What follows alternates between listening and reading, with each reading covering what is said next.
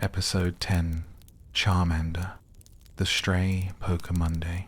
After Bulbasaur and Oddish join their team, Mew and her friends continue to travel to find Vermilion City, but their travel plans have a bit of a snag. Mew looks around as she says, "Just Spearow. Spearow. And more Spearow." "Well, that's the least of our worries, isn't it?" Misty comments. "That's true. Once again, we got lost," Mew says. "I just can't go one step further," Misty says, tired, then shouts, "We've been looking for Vermilion City for 10 whole days." Suddenly, Brock notices something. There's a bug right on your... Misty screams and panics. "Get it away," then jumps on Mew's back. Brock then picks up something. It was just a piece of grass. Misty is not pleased to hear it as Brock laughs, then kicks Brock in the face, making him fall to the ground. Misty screams in agony, "I'm going crazy. Where are we?" Mew looks at the map and says, "According to this, we're right in the middle of nowhere," then shows it to the other as she points to a specific location. "But it looks like Route 24 leads to Vermilion City." "Does this trail take us to Route 24? Misty asks, excited. "According to my calculations, it does, and it said there's a Pokemon Center close by." Mew, "All right. Then let's get this show on the road," Misty happily says. Misty begins to walk down the trail until she sees a shadowy figure. She looks up to see a large figure. Misty calls out, "Hey Mew, take a look at this thing. It looks like some kind of giant Pokemon," Mew says. Pikachu and Eevee are confused. The group looks to see a large rock. On the rock is a bipedal reptilian Pokemon with a primarily orange body and blue eyes. Its underside from the chest down and the soles of its feet are cream-colored.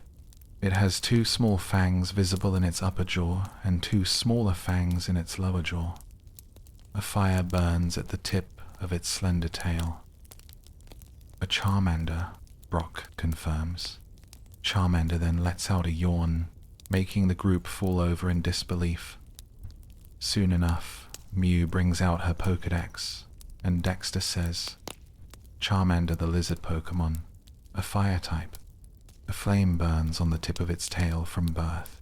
It is said that a Charmander dies if its flame ever goes out. That sounds sad. It's strange that we found a Charmander all the way out here," Mew says. "Maybe so, but it looks like it's in bad shape," Misty says. "Yeah, catch it and we'll take it to a Pokemon Center for help," Brock says. "Good idea," Mew says. She then throws her Pokeball to catch Charmander. The Pokeball spins and heads towards Charmander, but Charmander then whacks it with its tails and lands on the ground. Confused, Mew says, "It looks pretty healthy to me. You think I should have Pikachu battle it first to weaken it and make it easier to catch? Why don't you let me catch it? My water Pokemon would be stronger against Charmander," Misty suggests. But Mew says, "Hold on a minute. Take a look at the flame on its tail." The group looks to see the tail flame is very low and Charmander is panting. "You're right. There's no way it can still have the strength to battle. Maybe you should try again, Mew," Brock says. "Okay," Mew says, and throws the Pokeball again. This time, it hits Charmander, and it enters the Pokeball. It shakes a little, and then it opens, releasing Charmander. Mew then catches the Pokeball. "Sure has a lot of spunk," Brock says. "A little too much if you ask me," Mew says. "I think this Charmander has an attitude problem," Misty replies. Mew then turns to Pikachu and Eevee. "Hey guys, maybe you can talk to Charmander." Pikachu and Eevee nod their heads and climb on the rock. "Pikachu." "Hello," Pikachu says.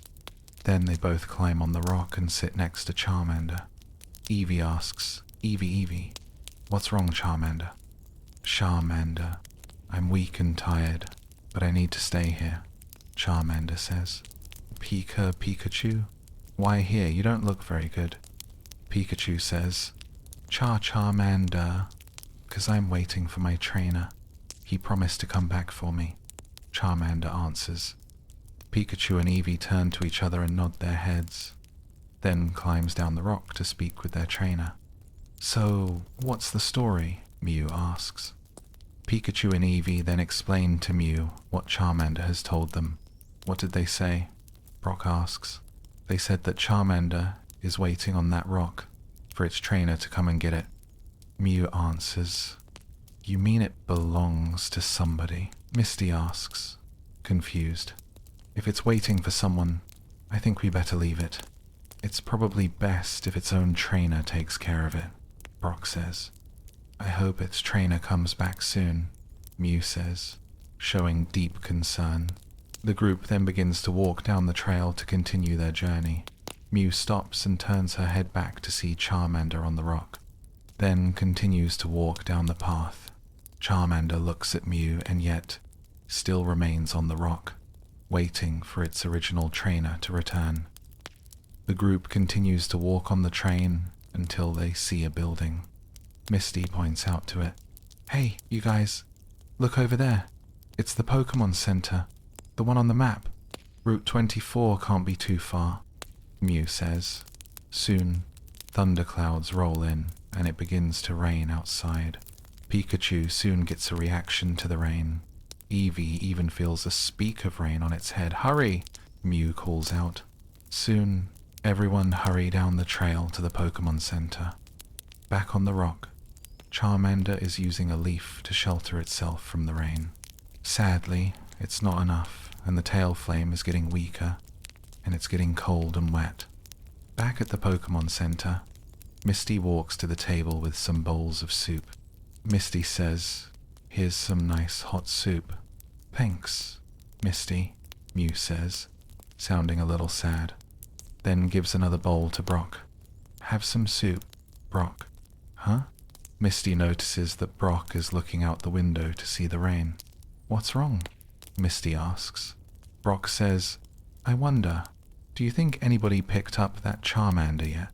What if its trainer left it there?" "I'm worried about it too. I'm worried that Charmander might have been abandoned by its trainer," Mew sadly says. "I don't think Charmander would be waiting there for this long," Misty replies. "I don't either, Misty. Its trainer must have went and gotten it by now," Brock says. Suddenly, they soon hear laughter and turn to see a group of trainers. There is this one trainer with blue hair, with sunglasses on his head, a white shirt with a brown vest, and a pile of Pokeballs next to him on the table. One trainer says, "Sure, got a lot of them." A second trainer says, "For sure." The trainer with the blue hair says, "Just look at 'em. It's a pretty cool collection." "Way cool," another trainer says. A trainer wearing a red shirt says, "You're the man, Damien." The trainer wearing a blue vest says, "Yo, I thought you had a Charmander too." "Yeah, I had one, but that puny thing was so weak. It couldn't even beat the weakest opponents," the boy, Damien, says. Hearing the conversation, Mew and her friends don't like it at all. "I don't like his attitude," Misty says. "Charmander may be weak against water Pokemon, but if their trainers work hard, they can be strong," Brock says. Mew worriedly asks, "You don't think the Charmander he's talking about could be?" Suddenly, one of the trainers asks, "So what did you do with the Charmander?" I left it on some rock in the woods," Damien answers. This makes Mew and the others shocked to hear what Damien is saying. Then Damien says, "That thing is so stupid. No matter what I do to it, it keeps on following me. I finally got rid of it by promising I'd come back for it. It fell for it. It's probably still there waiting for me." Then Damien and the other trainers begin laughing. Soon enough, Mew and her friends know what really happened. "He's the one who abandoned Charmander," Mew angrily says. "Yeah, and it's still waiting for him on that rock," Misty says. Suddenly, Brock gets up from the table. "Brock," Mew says, confused. Then Brock walks towards the trainers. One of the trainers says, "I bet it's still up there." wagging its tail. It'll probably wag it so long, it'll put the flame out, the other trainer says. Yeah, for sure, Damien says and begins laughing, but is cut off when Brock grabs him by his shirt and demands, "Go and get it." Huh? Damien says, confused. That Charmander is still waiting for you. Go and get it. Now, Brock says. Why should I? Damien asks. Doesn't seem to care. You lied to your Pokémon and said you'd be back. Now it's waiting out there in the rain for you. And if its tail flame goes out, it'll die. Brock angrily says. Oi, what I do is none of your business, Damien angrily says. Mew angrily walks up and says, Do as he says. What'd you say, nerd? Damien demands. You heard what I said, and you want to be a Pokémon trainer, Mew angrily says. You're disgusting, Misty says. Pika, Pika, you rotten trainer, Pikachu angrily says. Eevee, Eevee, you go get Charmander or else, Eevee angrily adds. Damien picks up his Pokeball. You want to fight with me? You better not mess with Damien, the other trainer says. Mew then picks up Damien by the shirt and lifts him in the air, shocking everyone in the room. I don't need to do a Pokemon battle to take care of you, Mew angrily says. Suddenly, Nurse Joy says, Wait, you need to calm down. I appreciate that you won't let Pokemon be used for personal quarrel, but creating your own violence isn't the answer. It will only cause problems. Mew takes a deep breath and places Damien back on the ground.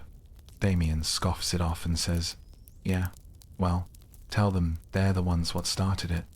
Then he and his friends leave the scene. Nurse Joy then turns to Mew and her friends. I think you'd be better off not to get mixed up with them. They have a very bad reputation. More than she thinks, Misty mutters. Thanks for the advice, Brock says.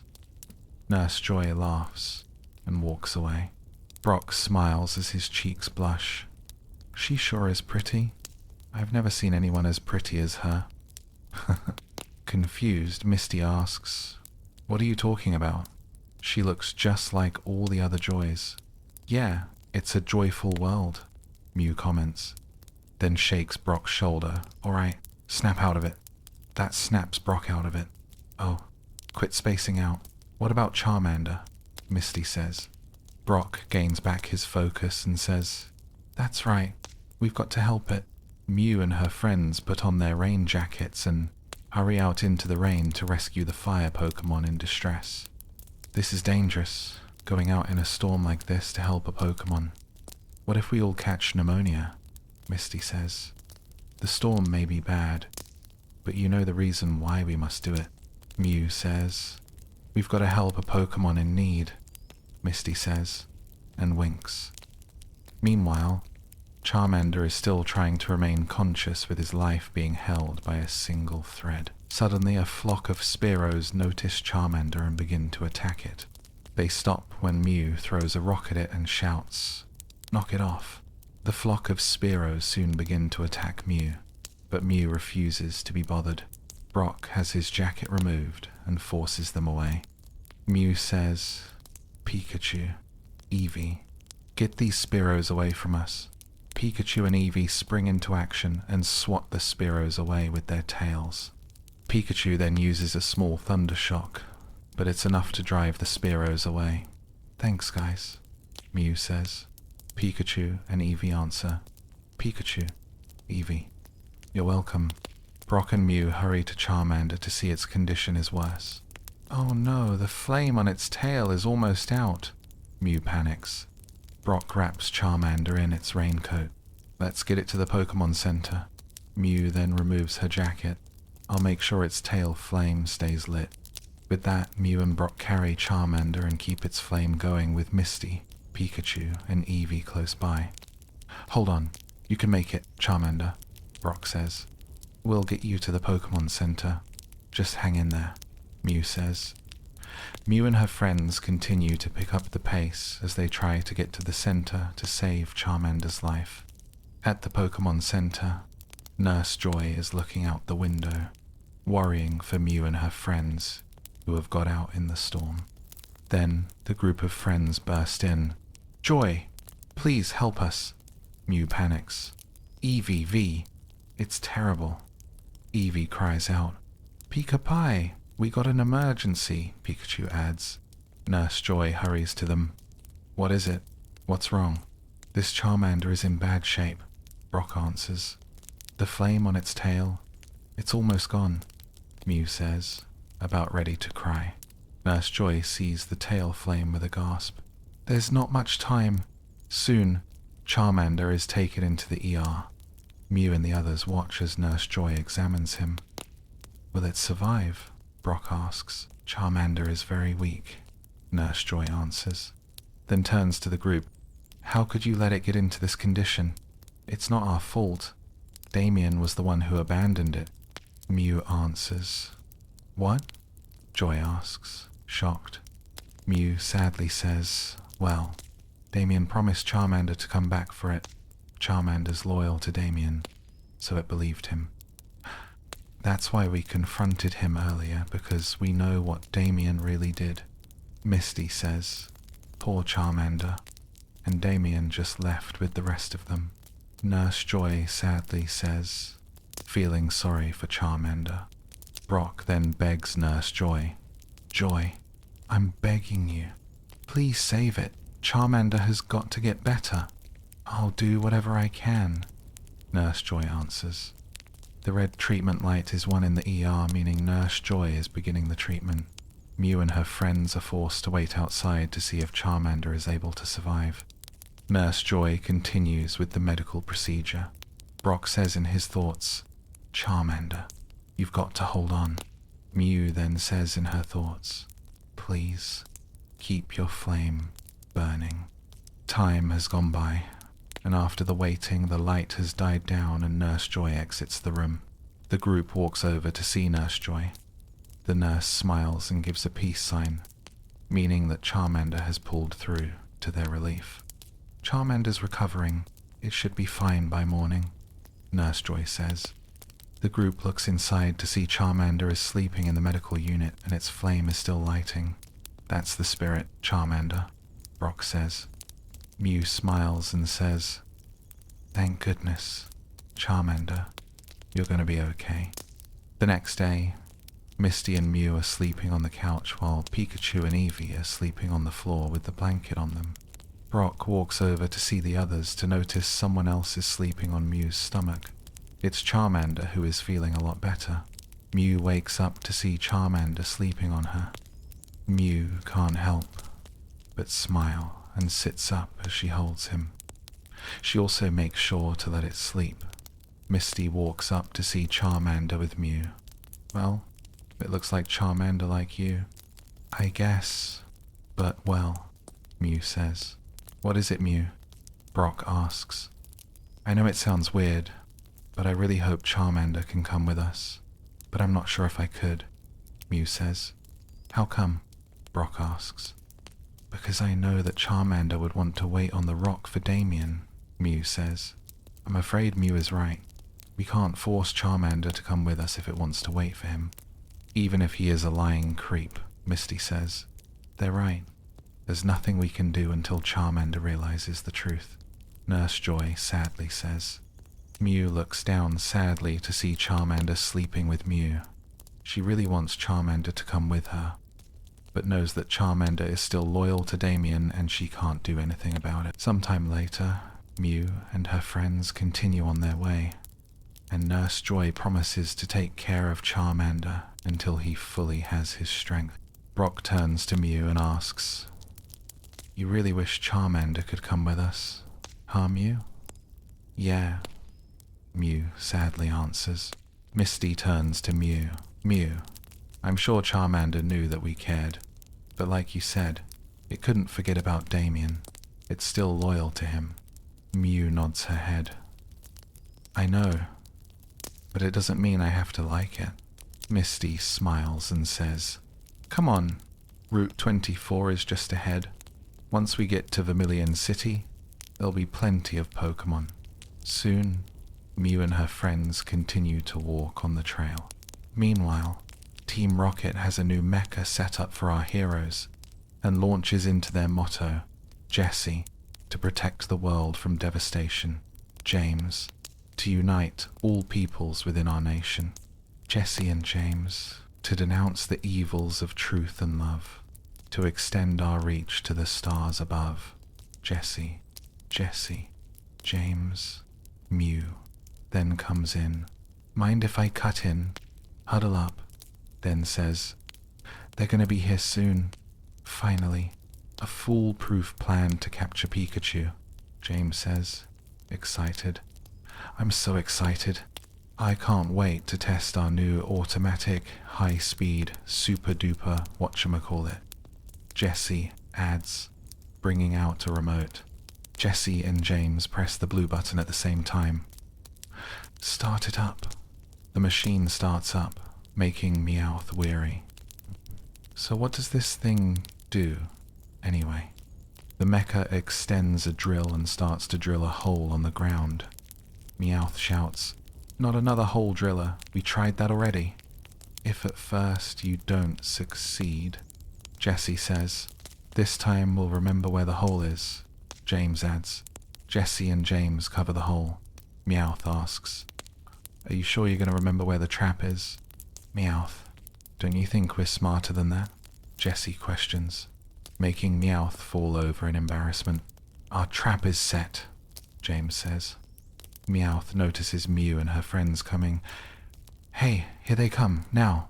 Team Rocket hides in the bushes and hides the machine behind the trees. They soon see the group walking over to the trap. They're getting warm, Jesse whispers. Warmer, James adds. Meowth adds. They're burning up. Soon, Pikachu and Eevee are able to walk over the trap with no problem, much to Team Rocket's dismay.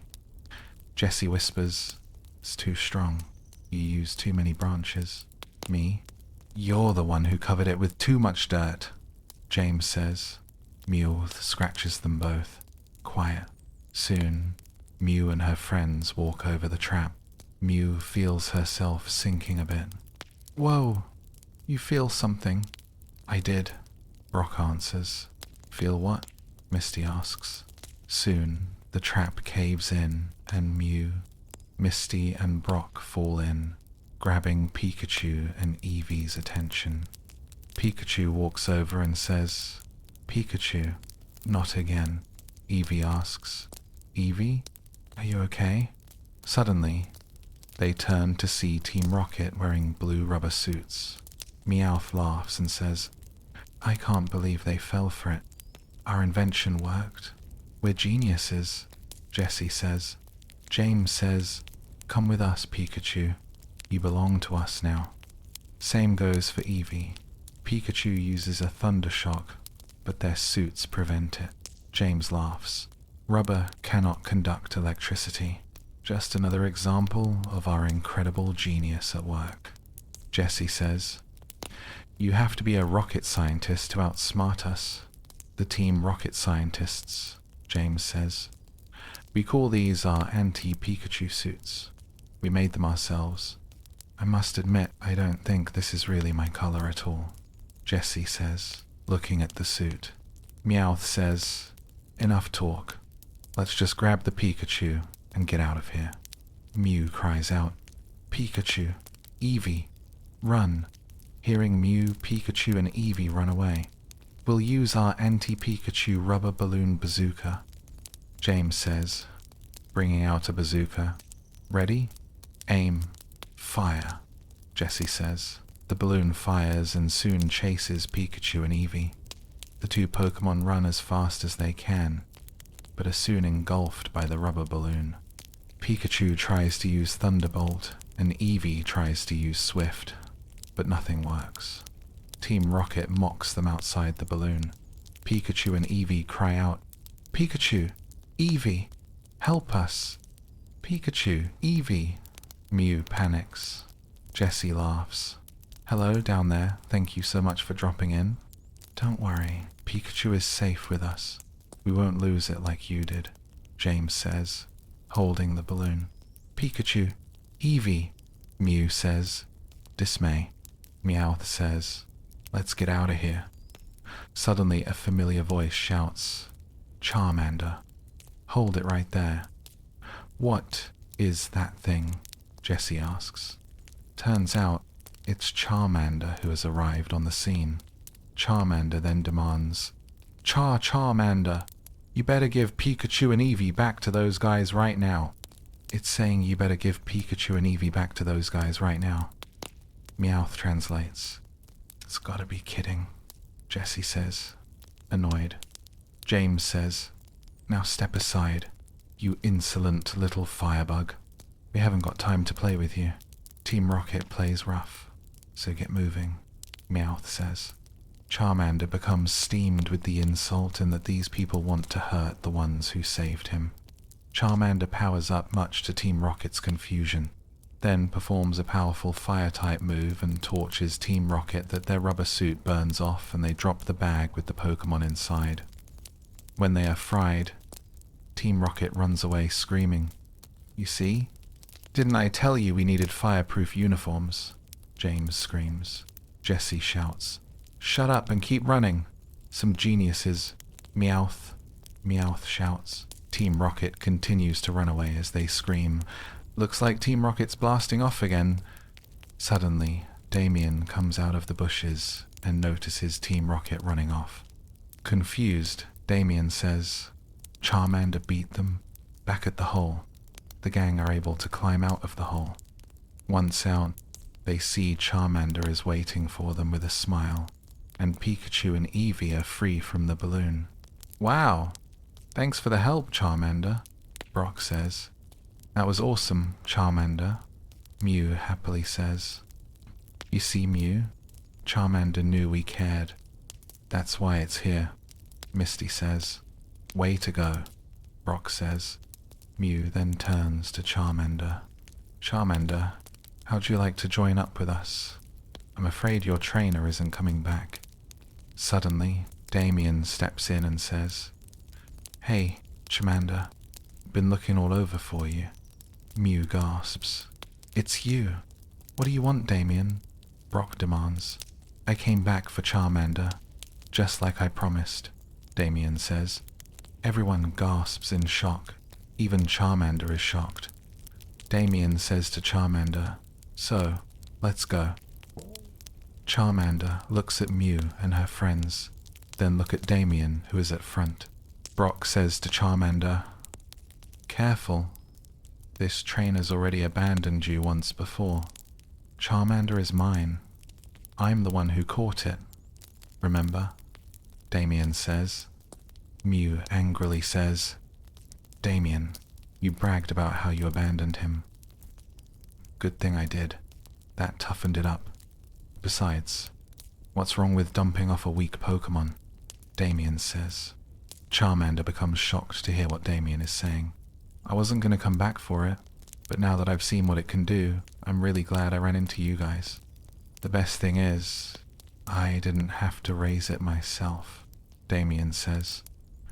Charmander soon becomes very sad to see Damien's true self. Damien never cared for him at all, and yet he remembers that Mew and her friends do. Misty angrily says, That's terrible. Raising a Pokémon is the best part of being a trainer, Brock says. You wish? It's the most boring part of the job, Damien remarks. Brock angrily says, How dare you call yourself a Pokémon trainer? You see, he doesn't care about you. He just wants to use you to win matches, Misty says, turning to Charmander. And I wouldn't be surprised if Damien treats his other Pokémon the same way, Mew angrily says to Damien. Suddenly, Damien shouts, Charmander, return, then throws his Pokeball at Charmander. However, Charmander whacks the Pokeball back at Damien with his tail, hitting him in the face. Everyone becomes shocked to see this, then stands in front of Mew and her friends. Damien becomes so angry that he takes out all his Pokeballs. That's it. I'll crush you with every Pokemon I've got. Not so fast, Damien, Mew says. Then calls out Pidgeotto, Butterfree, Poliwhirl, and Bulbasaur. Alright everyone, let's get him, Mew calls out. Charmander then unleashes another flamethrower attack at Damien. Pikachu uses Thunderbolt. Eevee uses Swift. Bulbasaur uses Razor Leaf. Poliwhirl uses Water Gun. Pidgeotto uses Gust Attack. And all of the attacks strike at Damien and receives a hard beating. Once they're done, Mew turns to Butterfree. Butterfree, use Sleep Powder. Beautifree flies in the air and performs the move. Soon, Damien falls to the ground and is fast asleep. That was great, Misty says. Way to go, Charmander, Brock says. Good work, everyone, Mew says. The Pokémon reply with glee. Just then, they hear a siren sound and turn to see Officer Jenny arriving on a motorbike with Growlithe. Seeing them, she asks, "What happened here?" The group then looks at each other. Brock steps forward. "Well, Officer Jenny, it's like this." Brock explains to Officer Jenny about what Damien has done to Charmander and how they rescued it. According to Officer Jenny, Damien has been abusing his Pokémon and not just Charmander. Officer Jenny has Mew and her friends, including Damien, to the Pokémon Center. Damien has awakened, but they make sure he doesn't leave. Nurse Joy takes the Pokeballs, all 25 of them. Turns out they needed medical attention, so she does just that. Nurse Joy walks to Damien and sternly says, "I suggest you stay right where you are, Damien. We already confiscated your Pokémon and got them treated. If you do try anything, I won't hesitate to let Chansey use Double Slap Attack on you." Chansey cracks her knuckles. Chansey chants, "Just try it." Mew and the others are surprised to see Chansey acting tough. "I guess Chansey is tougher than it looks," Misty says. "That's why you should never underestimate Pokémon based on appearance," Mew says. Jenny turns to Mew and her friends. "Thank you all for coming with me to the Pokémon Center." "It's no trouble, Officer Jenny," Misty says. "Yeah, this is important," Brock replies. Nurse Joy walks over with the Pokeballs. "Okay, I'm going to release the Pokémon. Now let's see what's inside." But what?" Brock asks. "Well, I actually have 6 Pokeballs, and they are not identified in the data of Kanto, Johto, Hoenn, Sinnoh, Unova, Kalos, and Alola," Nurse Joy says, holding the 6 Pokeballs. "Really?" Mew asks. "Yes. I plan on releasing the first 21 Pokémon from their Pokeballs, and we'll see about the last 6, Nurse Joy. The 3 trainers and Pokémon nod in reply. Soon, Nurse Joy releases the 21 Pokémon. Turns out Damien has a lot of Pokémon on hand. Rattata, Golduck, Rhyhorn, Magikarp, Arcanine, Vaporeon, Hoppip, Sneasel, Ledyba, Surskit, Skitty, Roserade, Mantike, Finneon, Snova, Sandile, Dwebble, Esper, Poplio, Rockruff, Bounsweet. This shocked Mew and her friends. Even Nurse Joy and Officer Jenny are shocked to see how many Pokémon Damien has on hand. "That's a lot of Pokémon," Misty says. "Yeah, and some of them are from different regions," Mew says. "Yeah, even those from the Unova, Kalos, and Alola region," Brock says. "Makes me wonder how Damien has so many Pokémon," Mew replies. Nurse Joy turns to Damien. "So am I. How did you obtain so many different Pokémon?" Damien scoffs and turns his head away. "Why should I tell any of you?" Mew huffs and says, "Okay then. Charmander, Pikachu, Eevee." The 3 Pokémon step forward and plan to give Damien another attack. Damien confesses with fright. All right, I'll talk. I got most of them from different trades, okay?" Eevee turns her head away and says, Eevee. That's better." Nurse Joy turns to the Pokémon that are released. "Now you all don't need to fear. These 3 Pokémon trainers are more than happy to take care of. You'll be in good hands." The Pokémon feels weary as they look at the three trainers. However, they can tell that these trainers are very nice, so they decide to choose which trainer they like to be with. Arcanine, Ladeba, Skitty, Roserade, Esper, Bounsweet decide to be with Mew.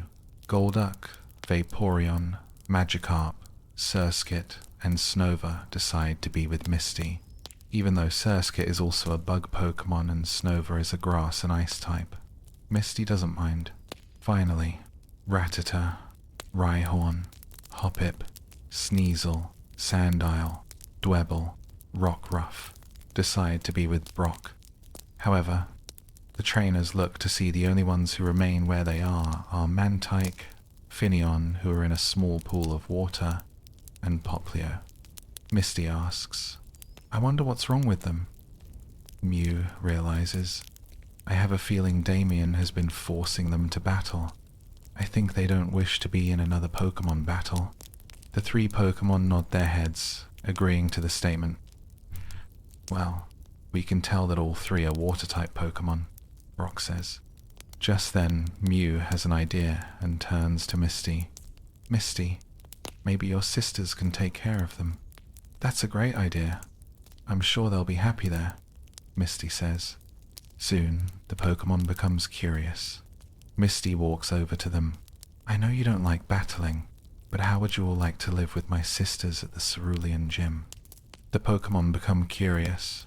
You see, the Cerulean Gym is a water-type gym, so we have a pool where you can happily swim and relax. And there will be plenty of water Pokémon for you to play and be friends with, Misty says. The Pokémon smile with glee and nod their heads. They are happy to hear they get to swim and get to have many friends. "Well then, I'll call my sisters and let them know about you three. They'll be happy to have you," Misty says. The three Pokémon happily call out.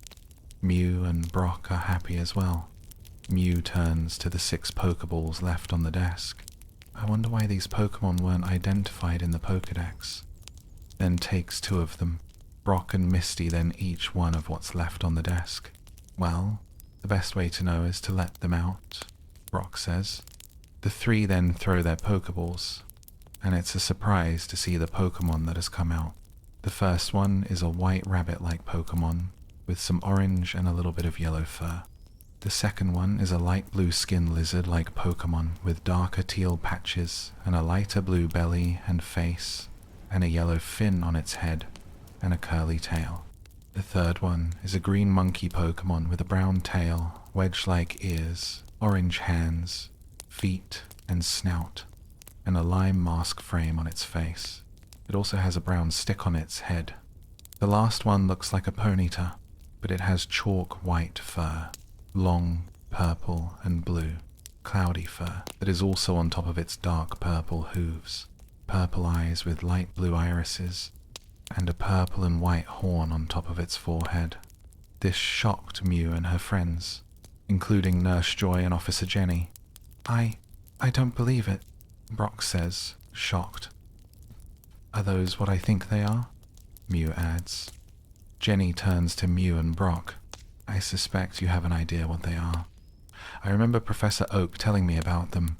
These 4 Pokémon are from the Galar region," Mew says. "Are you sure?" Nurse Joy asks, shocked. "They are. I remember reading about them too. In fact, the first 3 are starter Pokémon from there," Brock says. "But what about the Ponyta?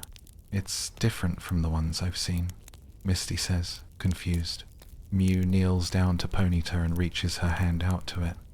The little Ponyta sniffs it and allows Mew to pet it. "I think it has something to do about it living in Galar. Professor Oak told me that some Pokémon that lived in Alola and Galar have different forms, and because of their different forms, they can end up with different types. Since this Ponyta is from Galar, it's known as a Galarian form and it's a psychic type," Mew says. "A psychic type? Amazing," Misty says, surprised. Mew then picks up the Ponyta, who is very small. "From the looks of this Ponyta, I have to say, this one is still a baby." "I agree," Its appearance shows that it's only a few days old and it didn't have any battle experience yet, Nurse Joy says. That's good to know, Misty says. Then she feels a nudge on her leg. She turns to see the little blue lizard Pokémon. Misty kneels to it and asks, "Do you need something?" "Sobble, Sobble, can I be with you?" the Pokémon asks. Mew turns to Misty. "Misty, I think Sobble wants to be yours." "Sobble?" Misty says, confused. "Yeah, I think Sobble will be a great addition to your team." Sobble is known as the water lizard Pokémon, so it's a water type, Brock says. "Really?" Misty asks, turning to Sobble. Sobble smiles and jumps onto Misty's shoulder. Misty smiles. "I think that answers your question. I would love to have Sobble with me." Sobble smile. Suddenly, the green monkey Pokémon jumps on Brock's head and rubs its own against it. "I guess that means I get this Grookey. It's a grass-type Pokémon," Brock says. Then the rabbit Pokémon jumps on Mew's shoulder and smiles at her. Ponyta rubs her head against Mew's chest. "I guess that means you and Scorbunny will be coming with me," Mew says. Ponyta and the rabbit Pokémon, Scorbunny, smile. Mew says, "I really like your ears, Scorbunny." Scorbunny blushes and says, "Scorbunny, thank you." "I wonder how Damien has these kinds of Pokémon," Brock wonders. "I wonder about that too," Mew says, turning to Damien. Then sternly asks, "Where did you get these Pokémon?" "3 of the Pokémon you got are starter Pokémon, and the other is a different from a Ponyta here." "I'm not telling you anything," Damien angrily says. Suddenly, Damien begins to float into the air and begins to panic. "Hey, what's going on?" Mew turns to notice Esper eyes are glowing as his paws are up. "Are you doing this, Esper?" Mew asks. Esper purrs with a nod. "Looks like they're not scared of Damien anymore," Brock says. Mew turns to Damien. "Alright, Damien. You either tell us or a spur won't hesitate to drop you." A spur nods in reply. Seeing that they're serious, Damien panics. Alright, I'll talk. I got them from a Pokémon poacher who was selling 3 of those Pokémon. I decided to buy them because I got plenty from my wins at the tournaments, and he gave me the Pokémon egg for free. That's all I know." Then Esper drops Damien to the ground, making Mew, Misty, Brock, and all the Pokémon laugh. Officer Jenny chuckles for a little bit, but turns to Damien with a disapproving glare. "I can't begin to describe how disappointed and disguised I did. Buying from a poacher, abusing, and abandoning Pokémon is a serious offense. I've heard all that I need to know." "So have I," a voice says. The group turns to see the Pokémon researcher, and someone Mew is familiar with. "Professor Oak," Mew says, surprise. "Pika? Eve?" "Professor Oak, Pikachu, and Eevee say, surprised. "What are you doing here?" Mew asks. "I've got a call from Officer Jenny about problems and I decided to check it out. Surprising to find that you and your friends are here," Professor Oak says. "Yeah, we found Charmander and found out it was abandoned by Damien. Luckily we saved it. When Charmander saw Damien's true colors, he refused to go back with him," Mew says. "Charmander, Mew, and her Pokémon taught him a lesson, and Officer Jenny came by. Turns out Nurse Joy called her about what happened," Misty says. "And we agreed to adopt Damien's Pokémon. He has a lot of them, even these 4 from different regions.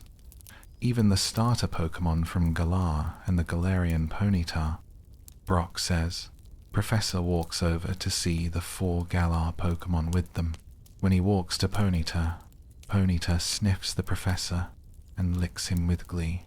I think she likes you," Mew says. "I must say, you 3 are very lucky to have these unique Pokémon, and it's lucky for them to know they are in good hands," Professor Oak says. Just then, Officer Jenny grabs Damien by his vest and says, "And your luck has run dry. You're going straight to jail, and won't be having another Pokémon after this. You're under arrest for Pokémon abuse, abandonment, illegally purchasing other Pokémon, and whatever else you did. Officer Jenny then drags Damien away and takes him to jail for his crimes. The Pokémon that is once Damien are glad that they have new trainers and never have to see Damien again. Just then, they see Charmander, who is walking to Mew with a smile. Misty and Brock can tell who he wants to be his trainer.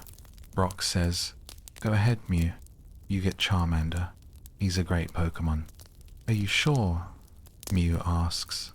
"I'm sure. You're the one who kept his tail lit," Brock says. "And Charmander has become attached to you," Misty adds. Charmander walks to Mew and hugs her on her leg, then snuggles his head on it. Mew smiles and says, "Thanks." She then brings out her Pokeball. "Come on, Charmander. Welcome to the group." "Char-Char." "You bet," Charmander happily says. He then jumps in the air and Mew throws her Pokeball. The Pokeball hits Charmander and it goes inside. In a matter of seconds, a click from the Pokeball comes from the Pokeball and stops moving as it lands on Mew's hands.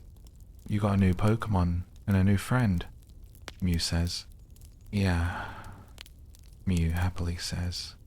And so, Charmander is now part of Mew's team, and Mew and her friends group have gotten bigger.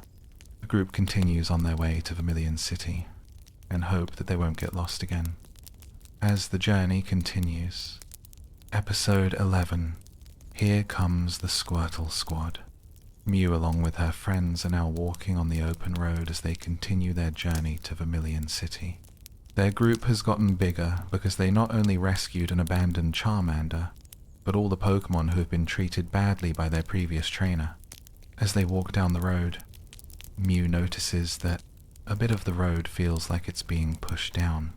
Mew holds out her arm in front of her friends. "Hold on." The group stop in their tracks. "What is it, Mew?" Misty asks. "This part of the road doesn't feel right," Mew says. Suddenly, the ground gives weight, and they all fall down into the hole. Misty complains. "No, not another hole. Ow, I landed on my head," Brock shouts. Mew, Pikachu, and Eevee groan in pain. "Who on earth will build a pit trap in the middle of the road?" Mew questions. "It must be a prank," Brock says. "Someone has a bad sense of humor," Misty adds. "Who would play such a rotten trick? Besides Team Rocket?" Mew questions. Suddenly, 5 small Pokémon stick their head from above the hole and begin laughing. They are small, light blue turtle Pokémon with short legs, with a shell, brown on top and yellow on the bottom. All of them are wearing sunglasses, though the rest around round 1 is triangular. What's more, they're laughing at Mew and her friends. "Who are you?"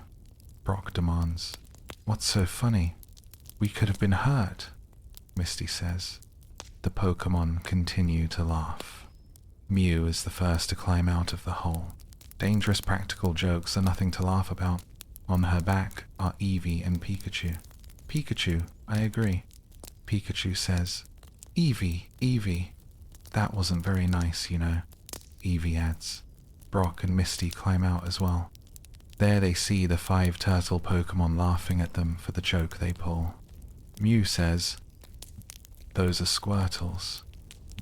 Mew brings out her Pokédex, and Dexter says, "Squirtle, the tiny turtle Pokémon. A water type. It draws its long neck into its shell to launch incredible water attacks with amazing range and accuracy. The blasts can be quite powerful. And those Squirtle aren't being very nice," Mew says, then calls out, "Pikachu, use Thunderbolt." Pikachu then launches a Thunderbolt. Shocking, one of the Squirtle takes the zap for its leader and falls to the ground. The leader Squirtle turns to his comrade. "Squirtle, Squirtle, are you okay?" Soon, Pikachu, Eevee, and Squirtle are staring down at each other, almost like the Old West. They each wait for which to make the next move. Suddenly, they begin to hear police sirens in the distance.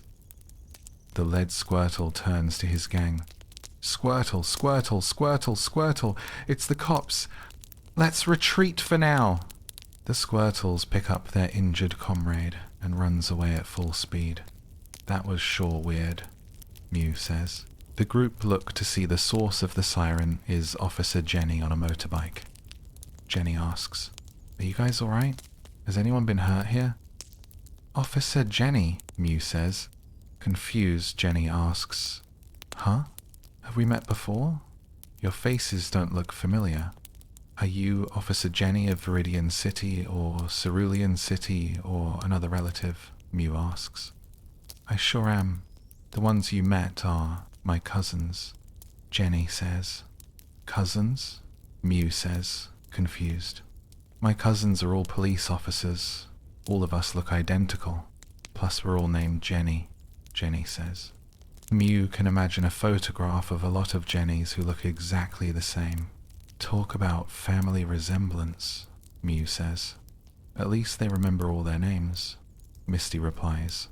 Soon, Mew and her friends arrive at the police center and explains to her what happened and how they meet the gang of Squirtles that Pokemon Gang calls itself the Squirtle Squad. Jenny says, "Squirtle Squad?" Mew says. "I've never heard of a Pokemon Gang." Misty says, sounding surprised.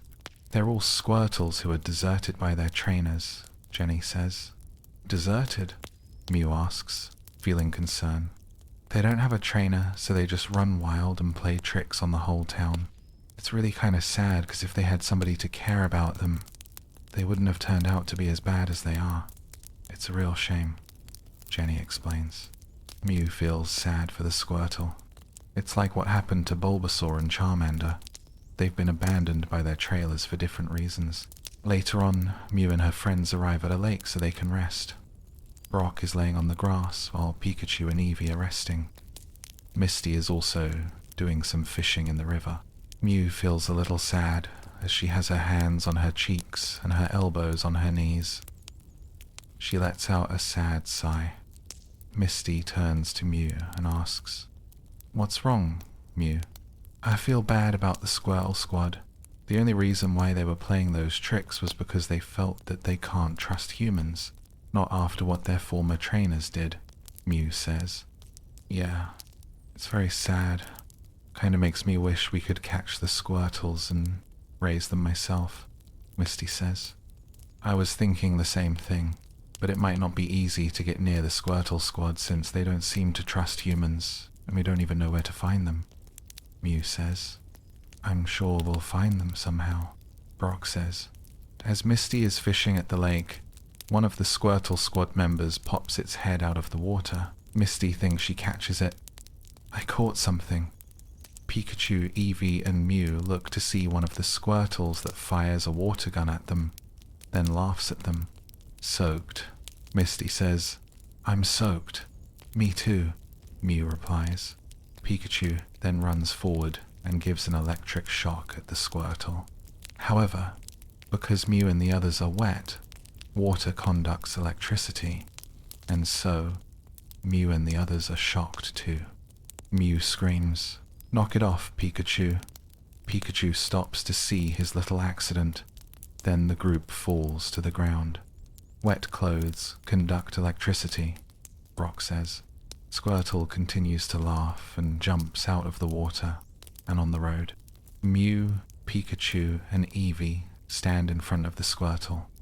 "Alright, we've had enough of your pranks, Squirtle," Mew says, then calls out, "Let's get it, Pikachu." "Pika," Pikachu says and charges. Squirtle suddenly jumps up and ducks its head into its shell, then begins to start spinning and towards Pikachu. Mew panics. "Pikachu, look out, it's the rapid spin attack." The attack strikes at Pikachu, and Pikachu falls into the water. "Pikachu!" Mew panics. Pikachu is able to swim up to the surface. Suddenly, Goldeen appears. Misty panics. "Oh, it's a Goldeen. Watch out for its horn." Pikachu swims up to the surface to see the Goldeen. "Swim to shore, Pikachu, hurry up," Mew calls out. Pikachu then begins to swim as fast as he can. Faster! Faster! Mew calls out. Pikachu continues to swim as fast as it, but not enough to get away from the Goldeen. Eevee then rushes to the water and performs the Iron Tail at the Iron Horn. The horn is proven to be strong enough that it knocks Eevee down and onto land. Then it does the same to Pikachu. Pikachu, Eevee, Mew exclaims. She then rushes to Pikachu and Eevee and picks them up in her arms. Suddenly, she ends up getting caught by a lasso. She turns her head to see Brock and Misty have also been caught. "They got us," Mew says, shocked.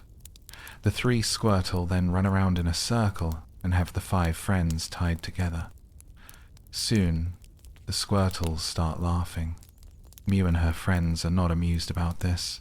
Later on, all 5 of them are tied to a boulder and no hope of escaping. The Squirtle squad are digging in their backpacks and begin to eat their supplies. Wow, when was the last time they ate? Misty wonders. Must have been a while if they're eating so much and share it among themselves, Brock says. I'm worried about Eevee and Pikachu. They're still hurt from the Goldeen attacking them like that, Mew says. Yeah, we need to get out and get them to a Pokémon Center, Misty says. But how? Brock wonders. The Squirtles continue to search through the bags to find any food. Suddenly, one of the squad members taps on one of Mew's Pokeballs, and little Ponyta comes out of it. They all scream in surprise to see a Pokémon has been released. "Hi, Ponyta," Mew calls out. The Galarian Ponyta turns her head to see her new trainer and her friends tied up. She also notices Pikachu and Eevee are badly hurt.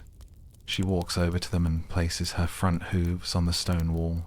She then places her horn in front of Pikachu and uses some kind of glowing ability on Pikachu. To Mew and the others' surprise, Pikachu's wounds are healing. A moment later, Pikachu wakes up and feels better. Then the little Ponyta does the same for Eevee, and Eevee is all healed. Mew happily calls out, "Pikachu! Eevee!" Pikachu and Eevee turn to Mew and smile to see she and the others are okay. They also soon notice they are tied by the rope and begin to bite into them. With both Pokémon together, they soon break through the ropes. Once free, Pikachu and Eevee jump on Mew's shoulders. "Pikachu and Eevee are all better," Misty says happily. "It's because of Ponyta's horn," Brock says. "Ponyta's horn?" Misty says, confused. Mew says, "I think I remember reading in a book once. Apparently the Galarian Ponytas in its evolved form have an ability called Heal Pulse, but what?" Misty asks. "It's strange because my Ponyta is very young and it's been days since I got it and it was born recently. A Ponyta shouldn't be able to know Heal Pulse at this time," Mew says. "Maybe it just learned it," Misty says. "Could be, but Ponyta is still very young to learn that move," Brock says. Suddenly, Mew feels something tapping her leg. She looks down to see the lead Squirtle looking at her with a firm expression. Mew kneels to Squirtle and asks, "What is it, Squirtle?" "Squirtle, Squirtle, Squirtle, Squirtle, Squirtle. What kind of Pokémon is that? Where did it come from?" Lead Squirtle asks. Misty asks, "What did it say?" The lead Squirtle is asking about my Galarian Ponyta, like what it is and where it came from. Mew translation. "Make scenes. Galarian Ponytas aren't from around here," Brock says. The lead Squirtle asks, "Squirt? Squirtle, Squirtle, Squirtle. Squirtle, Squirtle, Squirty. Excuse me? The one with the teal hair, are you saying that you can understand us?" Yeah, I can understand Pokémon," Mew replies. The Squirtle squad becomes surprised to hear this. A human who can actually understand Pokémon. I know it's a bit surprising, but even I'm not sure how I'm able to do it. "I just do," Mew says. "And Mew is also raised by Pokémon, let's not forget that," Mew says. "And she really cares about Pokémon," Brock says. "Pika, that's true. Pikachu says, Eevee, Eevee. Mew is a very special and kind person, Eevee says. The Galarian Ponyta neighs with a smile on her face. Hearing those comments make Mew blushes a bit. The Squirtle squad soon takes an interest in humans, especially Mew. They wonder if there are humans like her who are kind to Pokémon. Suddenly, the Squirtle squad's stomachs begin to growl again, catching Mew and her friend's attention. They're still hungry? Misty asks. They must have not eaten for a while, Brock says. The Squirtles nod their heads in reply. Mew smiles and says, How about we make them something to eat? The Squirtle squad look at each other with skepticism. Yeah, I think we should still have enough to make something for everyone, Brock says. Mew then asks the Squirtle squad, You don't mind if we make you something to eat? The Squirtle squad look at each other with thoughts in their mind. Then they turn to the human trainers and nod their heads in reply. Squirtle, Squirtle, Squirtle, Squirtle. Squirtle, Squirtle, Squirtle. Okay, you'll make us some food. If it's not good, then your red-haired girl here is getting her hair dyed purple, understand? The lead Squirtle says. Mew nervously smiles and says, Sure, but I'm not sure if Misty will like that. What do you mean? Misty asks, curiously. Mew turns to Misty and translates. The lead Squirtle says that they'll let us make the food, but if it's not good, then they'll dye your hair purple. This shocked Misty. Purple? If they think I'm going to let them dye my hair purple, they're crazy. Then I guess we better get started, Brock says. Mew nods her head. Right. Meanwhile, in one of the stores, the people in there are buying some food, supplies, and such. Suddenly, the doors burst open to reveal Team Rocket. Jessie shouts, holding a bazooka. All right, freeze. These are ice packs we're gunning. Ice guns we're packing, James says, holding a gun. One of the customers exclaims, It's Team Rocket. Cool. We're just like those supervillains in the comic books, except better looking, Jessie says. Then James says, and even meaner. Then Jessie says, Listen up, we want all the flash powder you've got, and a large roll of dental floss, James adds. What do you need them for? The shop owner asks. You want to get rid of the Squirtle squad, don't you? The flash powder will scare them out of town. The floss is for our teeth, Jessie says. Soon enough, Jessie and James walk out of the store. James carries the box of flash powder while Jessie holds the bazooka. Ciao. For now, James says. Farewell, Jessie says, and fires the weapon in the store. Surprisingly, what explodes in the store are white confetti or flower petals. Team Rocket hurries to the balloon where Meowth is at. Hurry, guys, before the cops come, Meowth says. We know, Meowth, Jessie and James say. They climb inside the balloon basket, and the balloon carries them away from the area. Jessie laughs. This is perfect. We'll use the flash powder to get rid of the Squirtle squad and grab the Twerps Pokémon to boot. It's a good thing we saw them getting carried away by this Squirtle squad when we did, and we know exactly where they are, James says. And then we can swipe all their Pokémon, Meowth says. Back at the cave, Mew and Brock have finished making food for all humans and Pokémon. The Squirtle squad are amazed and begin to eat the food, and they're delicious. Soon, everyone begins to eat the food as well.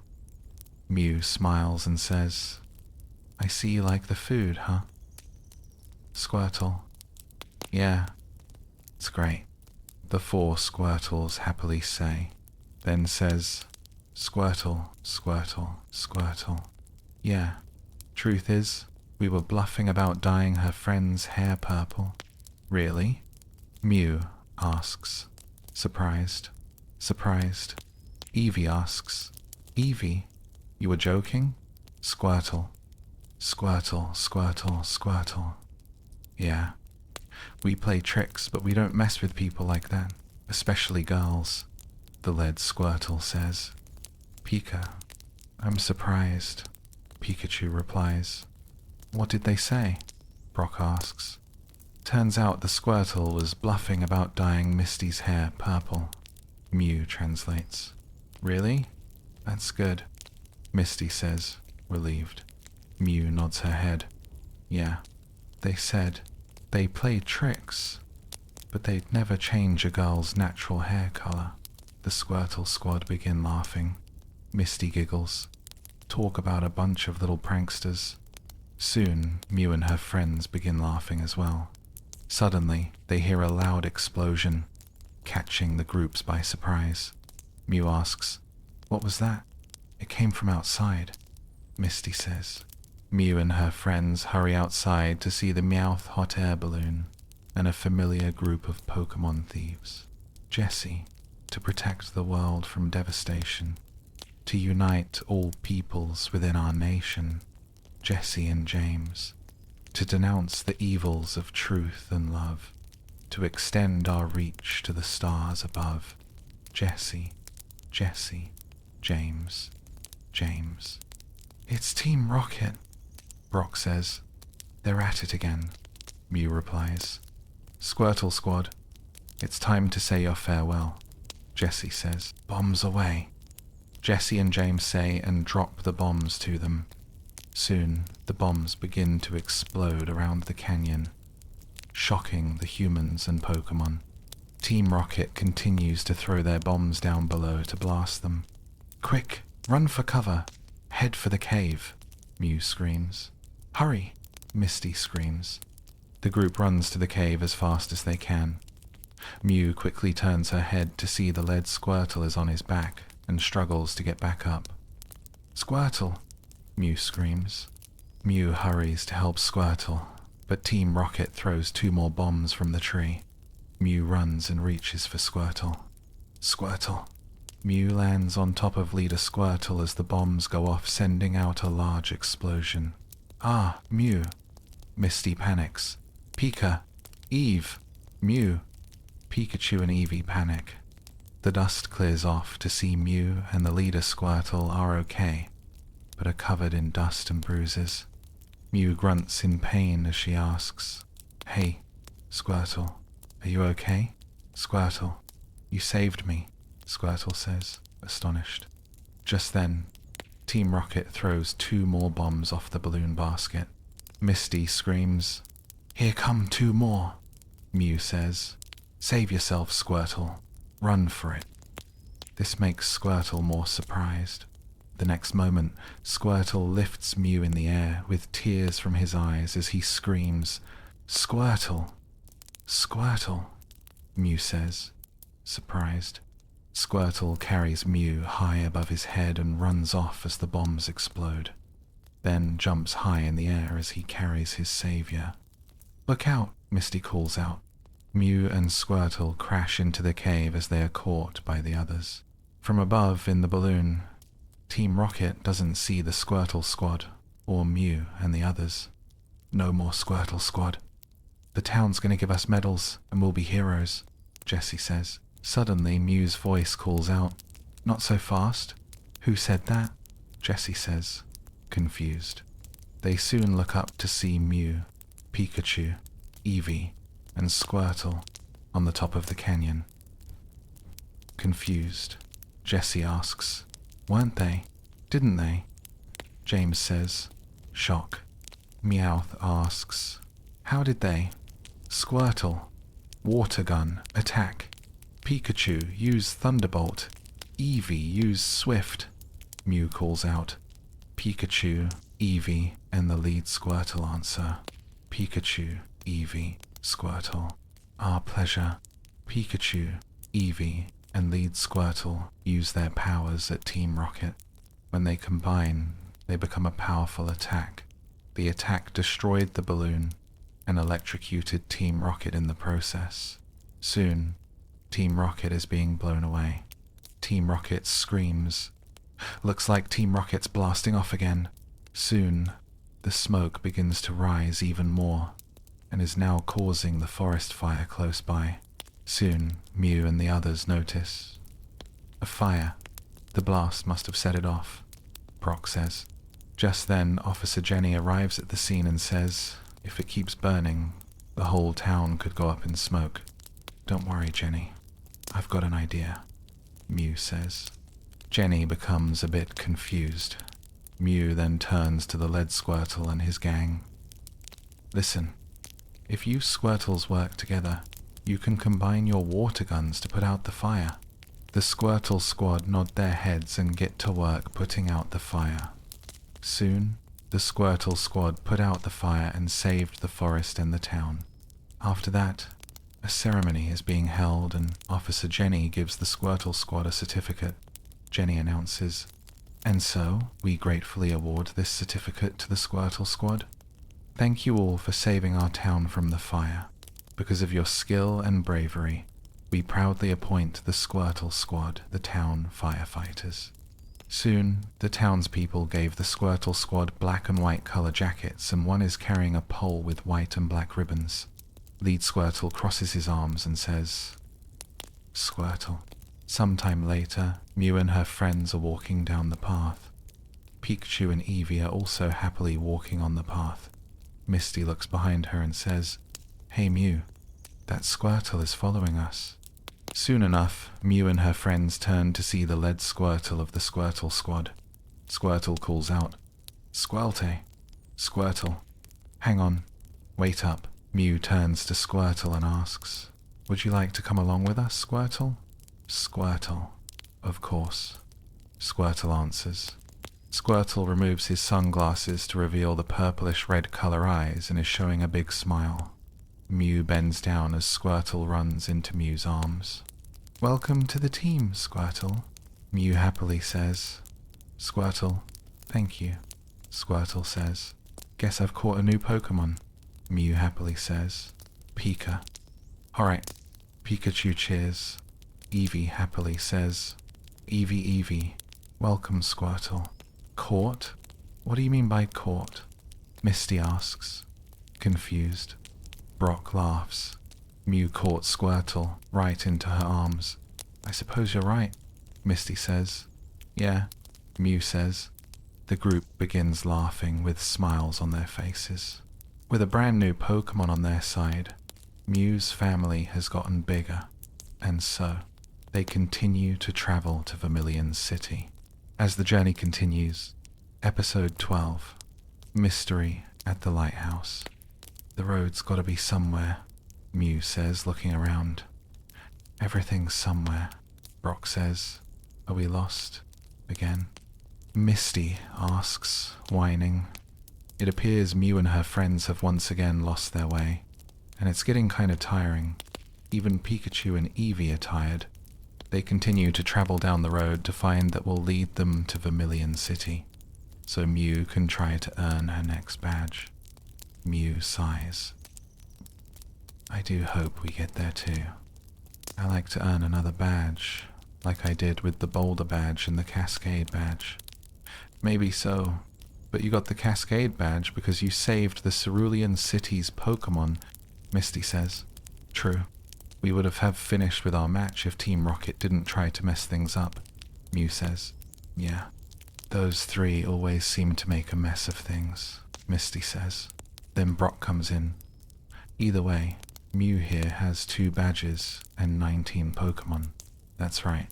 Professor Oak said I'm able to carry as many Pokémon as I like, mostly because he said I'll be catching and making friends with more Pokémon by the load. Mew says, You sure are right. You ended up getting a lot from the incident with Damien, Misty says. Mew nods her head. That's right. On hand I have Eevee, Pikachu, Pidgeotto, Butterfree, Poliwhirl, Bulbasaur, Charmander, Scorbunny, Galarian, Ponyta, Squirtle. At Professor Oak's lab I have Shelder, Weedle, Sandshrew, Arcanine, Ladybra, Skitty, Roserade, Esper, Bounsweet. I guess in a way I caught them all. Caught them? Mew. Plenty of them also followed you, Misty says. Mew giggles. I guess you're right. It's really not unusual for most trainers to capture 20 or 30 Pokemon, Brock says. True, but since you also have 2 Pokemon eggs, you'll end up with 21 of them, Misty adds, then asks, by the way, when do you think they're going to hatch? Not sure. The Pokemon eggs will hatch when they want to hatch. Anyway, we better find a place for us to stay for the night before it gets too dark, Mew says. Mew and her friends continue to walk down the trail, hopping to find a place to stay.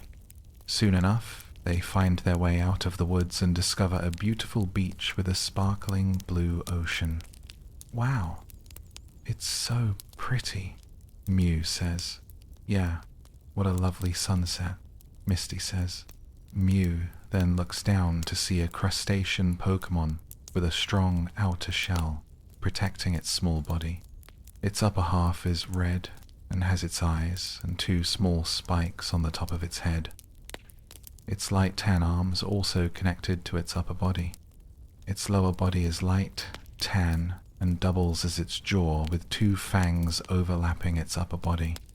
Its hips are visible on the lower front of its body, connected to its 4 long, thin legs. Each leg has a single, claw-like foot. Finally, the 2 large red pincers at the end of its arms. Hey, it's a Krabby, Mew says. She brings out her Pokedex, and Dexter says, Krabby the river crab Pokemon, a water type. Krabby lives near the shore. Its average height is about 16 inches.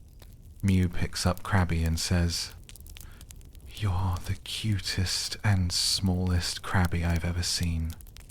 Krabby begins to blush a little for the compliment. Mew asks, You want to be my Pokemon? Krabby nods its head. Mew smiles and taps her Pokeball on it, and it goes inside. Soon, it's been caught and remains in its Pokeball. That was an easy catch, Misty says. She looks to where the sun is setting and says, I'm worried about having to camp out again tonight. I'm sick of sleeping in sleeping bags. Yeah, and it wouldn't help to find a phone and call the professor to check how my Pokemon are doing, Mew says. Suddenly, Pikachu and Eevee notice something. Pikachu calls out, Pika, Pika, look, look, what is it, guys? Mew asks.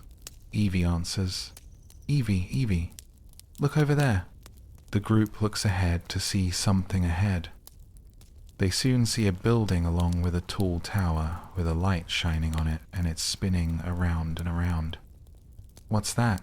Mew asks. Misty answers, It's a lighthouse. That's great. Maybe someone can let us stay for the night and can let me use a phone, Mew says. And there'll probably be some extra beds. A sleeping bag is no way for me to get my beauty sleep, Misty happily says. Yeah, and there'll be someone there to tell us where we are, Brock adds. Mew smiles and says, Let's go. Time has gone by, and by the time Mew and the others reach the lighthouse, it's very dark outside. The group reaches the lighthouse. Phew, that was farther than it looked, Mew says. This lighthouse looks weird, Brock says. The group of friends reach the door to see that it has different pictures of Pokemon on it. Wow, look at all the Pokemon on the wall, Mew says, interested by the pictures. Guess we gotta ring the bell, Misty says. I got it, Mew says, and presses the button. The ringing from the doorbell is a creepy ringing. Everyone is frightened that they might not be able to move. Suddenly a voice appears on the speaker. Who's there? A little frightened, Brock says. Excuse us, sir, but we're travelers and we're lost. We kind of like to use your phone if you don't mind, Mew says. Then Misty replies, We've been camping out for quite a while and I'd sure appreciate a nice comfy bed.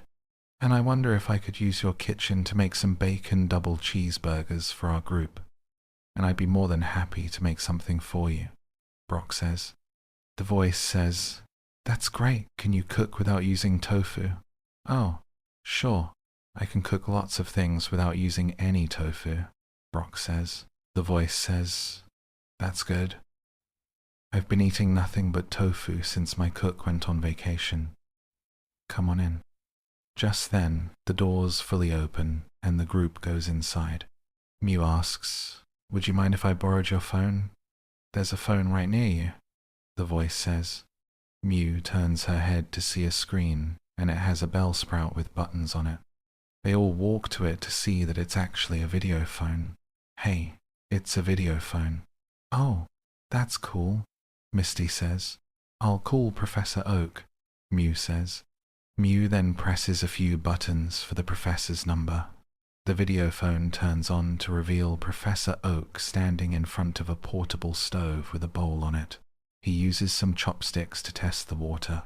Seeing Mew, Professor Oak says, "Well, hi Mew. You caught me cooking dinner. My cook is on vacation, and I have to fend for myself until she returns." "Hi, Professor. Sorry to disturb you, but I like to know how my Pokémon are doing," Mew says. "Your Pokémon are having a wonderful time. They are very happy and healthy." "So Mew, have you caught any new Pokémon since we last saw each other?" Professor Oak replies. Yeah. I caught a Squirtle and a Krabby," Mew says. "A Krabby, you say? Funny thing, Gary caught one too," Professor Oak says. "He did?" Mew asks. "Yes. It's quite a catch. Take a look for yourself," Professor Oak says, and shows her Gary's Krabby, which is huge. "Whoa, that Krabby is really big," Mew says, surprised. "I want you to know that my grandson Gary has already caught 45 Pokémon," Professor Oak says. 45 Pokémon, huh? Mew replies. Then Professor Oak asks, "By the way, Mew, just where are you calling me from anyway?" "We're at an old lighthouse way up on top of a cliff," Mew answers. "Oh, that must be Bill's lighthouse. He's a young Pokémon researcher who knows even more than me. See what you can learn from him. He could teach you just about everything about Pokémon, and then some," Professor Oak says. Suddenly, the voice says, "This is Bill.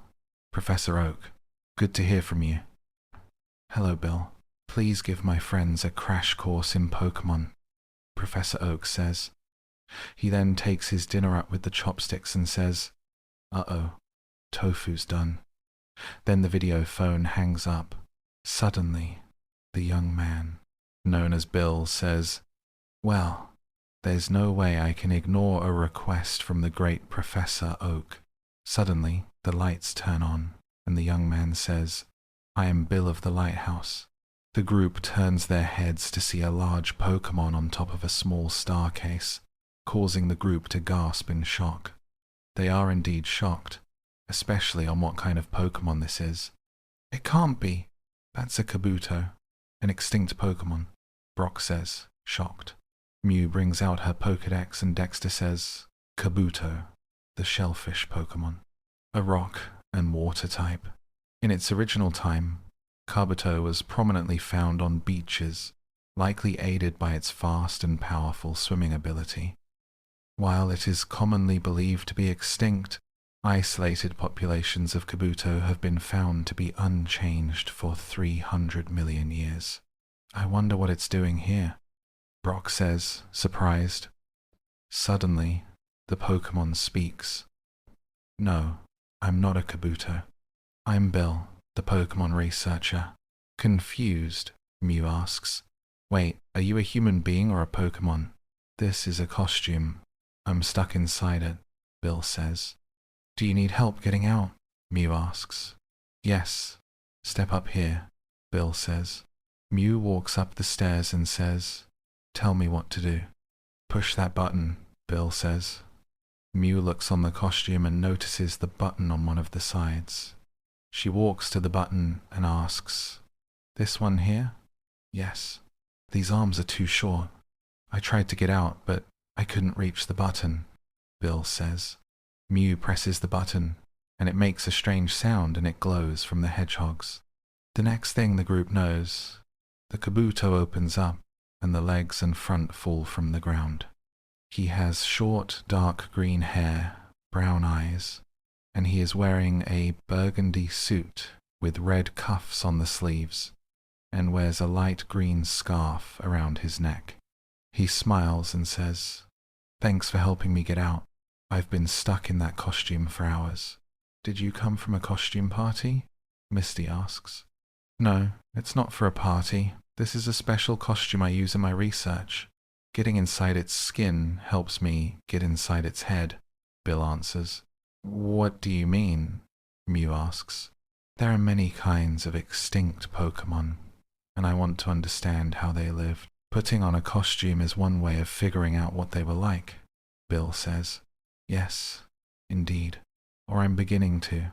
This planet was created 6 billion years ago. During that time, all kinds of Pokémon existed. They had many ways of living," Bill says. "All kinds of Pokémon? How many?" Mew asks.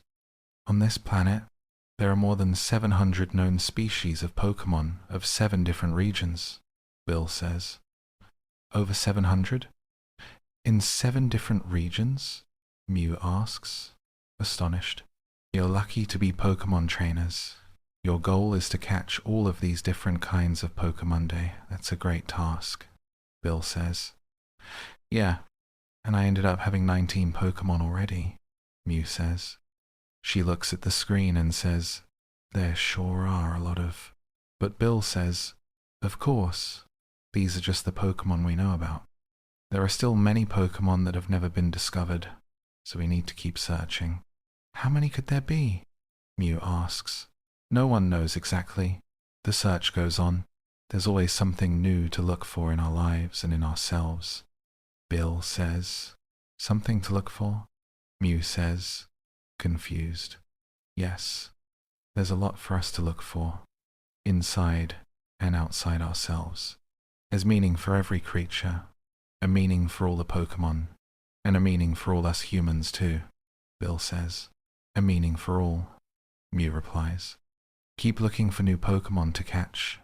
It's something that's very important for Pokémon research. It's as vital to me as it is to you," Bill says. Mew and the others nod their heads. Then Bill turns to Mew and the others. "Right now, there's only one Pokémon I'm searching for." "What kind of Pokémon?" Mew asks. Soon, the group is on the top of the lighthouse. Bill says, "It's probably the biggest Pokémon ever. Bigger than all of the no one has ever seen it. It's been wandering the world for years and years, looking for friends." "But doesn't that Pokémon have any friends or family?" Misty asks. "According to my theory, the Pokémon wanders because it's alone. It's the only Pokémon of its size in its species, if not the only of its species. One of a kind. One night, I heard this very strange sound coming across the ocean," Bill says. Bill brings out a remote and presses the button. On the speaker on top, there is a melodic wailing. Bill says, I want to meet you. That's what it said to me." Mew sadly says, "That was it sad. It sounds so sad, saying that it wants a friend." Bill turns to Mew. "I can tell you understand the Pokémon. Professor Oak actually told me a bit about you, how you lived with Pokémon and understand them, so I'm glad to know what it says." Then says, "Some time ago, I recorded a similar sound and played it from the lighthouse to the ocean." Bill then makes the other side. Mew translate, "Let's be friends. I want to meet you." Bill then says, "One day, I heard the same voice calling back to me from over the ocean." Bill then records the voice. Hearing the voice, Mew says, "It says, I want to meet you, too. I want to be friends." Bill nods his head. "Correct. It was answering me back. Some foggy night, that Pokémon might come here to meet a friend it's been seeking for such a very long time. I would be so happy to meet that Pokémon. But will you try to capture the Pokémon?" Brock asks, "Why do I need to capture it? Meeting it would be enough for me. Just a chance to study it would make my long wait worthwhile." Bill says. Suddenly, The group hears wailing from a distance. They continue to hear the wailing as a mysterious, large shadow comes close to them. It's here. The signal, Bill says. Bill then presses the button that lets out the melodic wailing from the speaker, then shines white, yellow, red, and blue light. That catches the Pokemon's attention and continues to wail. It sounds like it's singing, Misty says. Brock bows and reaches his hand out towards Misty. Would you care to dance? Thank you, Misty says, curtsy. Soon, the two begin to dance to the call. Eevee and Pikachu begin to dance too.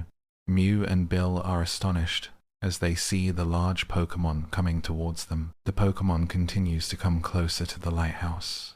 The group stop dancing and look on in awe to see the giant-sized Pokemon standing before them. That Pokemon, Misty says. It can't be, Brock says, amazed. The Pokemon is actually Mew says.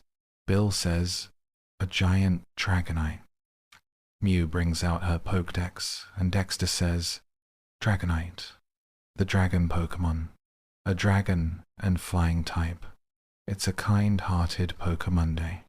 If it spots a drowning person or Pokemon, Dragonite simply must help them. It is, and Dragonite is said to be an extremely rare Pokemon, Bill adds. The mysterious Pokemon, which is actually a Dragonite, leans closer to see Bill, who is surprised that he is speechless. Go on, Bill. This is the chance you're waiting for, Misty says. She's right. You can become friends with it, Mew says. Bill takes a deep breath and walks to the Pokemon and says, Hello. My name is Bill and I would like to be your friend. The Dragonite soon begins to smile and reaches out to Bill and gives him a hug, then begins to snuggle him. Bill begins to shed tears of joy and hugs the Pokemon back. Mew and her friends, including the Pokemon, begin to shed tears with joy. Bill is able to become friends with the Pokemon. Mew and her friends smile to see that Bill and Dragonite are able to become friends. The next day, Dragonite has left Bill's lighthouse, but thanks to Mew's translation, Dragonite will come back to the lighthouse for another visit. Mew and her friends are ready to say goodbye to Bill and go on their way to Vermilion City. That was a one-in-a-lifetime experience to see a Dragonite that large, and now you become friends with it, Misty says. Yeah, it was truly a remarkable sight, Brock says. I'm glad you're able to become friends with it. Do wish it could have stayed a bit longer, Mew says. Indeed, but this should show that Pokemon lives in more ways and places than humans may ever learn, Bill says. Mew says, there are many different ways for humans and Pokemon to become close, catching them and befriending them. Learning to raise Pokemon is another way of understanding how to live with him, Brock says. Then Misty says, and Pokemon are always a lot of fun to play with. Meanwhile, I'll stand watch for Dragonite to appear at my lighthouse again, Bill says. Mew asks, Bill, do you think we'll ever find all the Pokemon there are? No, Mew. There are probably as many as we can imagine. Maybe many, many more. Maybe. There's no limit to the Pokemon we can actually find on this planet, Bill says. I guess that, even though we took different paths, our goals are kind of the same, Mew says. Suddenly, Mew feels her bag bouncing and notices a small glow coming from inside. Mew then opens her bag and takes out one of her Pokemon eggs. The egg. It's hatching, Mew says. Pikachu, Eevee, Misty, Brock, and Bill watch in amazement to see the Pokemon egg glows bright and soon begins to hatch. The egg pops open and a baby Pokemon is soon born. It is a bipedal, ursine Pokemon covered in short, orange-brown fur. Its muzzle is a light tan color with a small black nose and black eyes. There is a slightly paler tan crescent marking on its face, and it has round ears. It has 3 claws on its forepaws as well as 2 claws and yellow paw pads on its hind paws. Its tail is short, round, and puffy. Aw, it's so cute, Misty says, amazed. Indeed, it's a Teddiursa, a Pokémon that originated in the Johto region, Bill says. Brock takes out Mew's Pokedex and Dexter says, Teddiursa, the little bear Pokémon, a normal type. Before food becomes scarce in wintertime, its habit is to hoard food in many hidden locations. Mew smiles at the baby Pokémon. The little Pokémon looks at Mew with curious eyes, but then smiles and gives her a hug. Mew hugs it back and says, Hello, Teddiursa. Welcome. Pikachu and Eevee climb on Mew's shoulder and greet the new baby Pokémon. Teddiursa is soon a new addition to Mew's team. Mew and her friends soon leave Bill's lighthouse with memories of the wonderful experience of meeting the giant Pokémon. Dragonite and a new friendship has been born. Now they continue their journey to reach Vermilion City for their next adventure. As the journey continues,